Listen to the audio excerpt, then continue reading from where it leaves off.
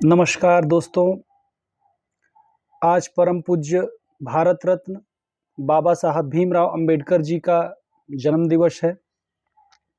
पूरे भारत में बाबा साहब का जन्मदिन धूमधाम से मनाया जा रहा है। दोस्तों, बाबा साहब ने भारत को संविधान का मार्ग दिखाया और उस संविधान ने देश की संसद को सर्वोच्च माना और उसे अधिकार दिया कि वो देश के हित में जो भी कानून बनाएगी उसे पूरे देश में लागू किया जाएगा और उसे सबको मानना पड़ेगा।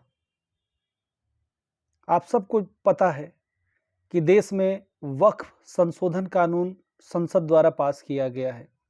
एक लंबी चर्चा के बाद लोकसभा और राज्यसभा से बिल पास होकर महामहिम राष्ट्रपति के पास पहुंचा है और उन्होंने इस पर अपना दस्तखत किया और उसके बाद ये एक कानून का रूप धारण कर चुका है। लेकिन जब से ये बिल पास हुआ है, देश के अलग अलग हिस्सों में विवाद, बवाल और हिंसा जारी है। तमाम मुस्लिम नेता, जिसमें असदुद्दीन अवैसी और विपक्ष के सारे नेता इस बिल का विरोध कर रहे हैं, देश के मुसलमानों को भड़का रहे हैं और इसका खामियाजा सबसे ज़्यादा बंगाल के हिंदुओं को भुगतना पड़ रहा है।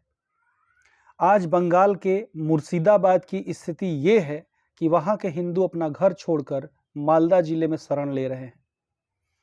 खबरें आ रही हैं कि वहाँ पे कई सारे हिंदू मारे गए हैं और मीडिया रिपोर्ट्स के मुताबिक हजारों की संख्या में लोगों ने अपना घर छोड़ दिया है और वो अलग अलग जगहों पे शरण लिए हुए हैं। मेरा सवाल एक ही है कि ये विपक्ष के लोग जो संविधान की प्रतियां हाथ में लेकर के संसद से लेकर सड़क तक ये बात करते हैं कि देश का लोकतंत्र खतरे में है, संविधान पर आक्रमण किया जा रहा है, मैं उनसे एक सवाल पूछना चाहता हूं कि क्या ये संविधान इस बात की इजाजत देता है कि कानून संसद बनाए और उसका खामियाजा आम जनता को भुगतना पड़े? बंगाल की जनता का दोष क्या है? क्या बंगाल के आम हिंदू जनमानस के लोगों ने सरकार से ये कहा था कि ये बिल लाया जाए, या उन्होंने मुसलमानों को किसी तरीके से कोई भी हानि पहुंचाई है? तो आप भी बोलेंगे कि नहीं।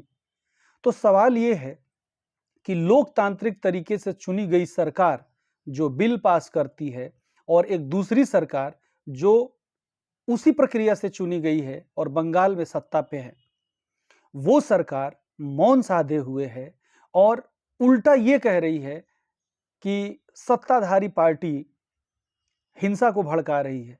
क्या सत्ताधारी पार्टी जबरदस्ती बंगाल में हिंसा करवा रही है, हिंदुओं को मरवा रही है? ऐसी अनर्गल बात की जा रही है। आत्मा अंदर से रो रही है ये बात सुन के कि इस देश में मुसलमानों की जब बात आती है तो विपक्ष के सारे नेता एक सुर में अपनी बात रखते हैं, मुसलमानों के हितों की बात करते हैं, मुसलमानों के हित में प्रदर्शन करते हैं। लेकिन जब बात हिंदुओं की आती है तो सारे के सारे नेता मौन धारण कर लेते हैं। आज ध्रुव राठी, अभिसार शर्मा, पुण्य प्रसून जोशी और इनके जैसे तमाम लोकतंत्र की दुहाई देने वाले लोग एक भी पोस्ट नहीं कर रहे हैं।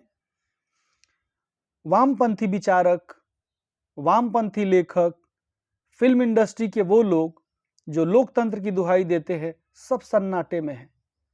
विपक्ष का एक भी नेता अब तक सामने नहीं आया है जिसने इस हिंसा की निंदा की हो।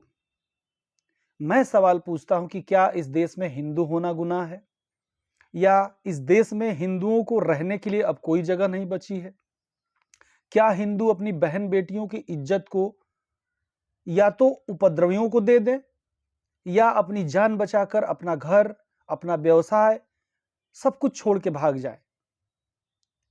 आज इस भारत देश में जहां संविधान को लेके इतनी बातें हो रही हैं, आज इस देश में बाबा साहब की अब जयंती मनाई जा रही है, जगह जगह पे संविधान की दुहाई दी जा रही है, उसी देश में पश्चिम बंगाल में संविधान की धज्जियां उड़ाई जा रही है और कहीं से कोई भी इसके विरुद्ध बोलने वाला नहीं बचा है। ऐसा लगता है कि अब हिंदुओं को बचाने वाला कोई रह नहीं गया है। हिंदुओं की रक्षा अब केवल भगवान भरोसे है।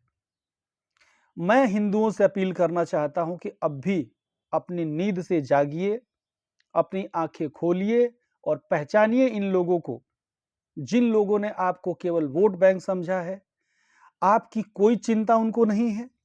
वो आपसे वोट लेते हैं, सत्ता में आते हैं और फिर भी आपको मरने के लिए अकेला छोड़ देते हैं। कहीं पश्चिम बंगाल जम्मू कश्मीर न बने, कहीं हिंदुओं को जम्मू कश्मीर की तरह ही अपना घर परिवार, अपना धंधा छोड़ के भागना न पड़े, शरणार्थी न बनना पड़े। आज भी, अब भी बहुत कुछ खराब नहीं हुआ है। जागिए, सच्चाई को समझिए और इन लोगों को मुंह तोड़ जवाब दीजिए। इसी के साथ आप सबको जय हिंद, जय भारत, जय बाबा साहब।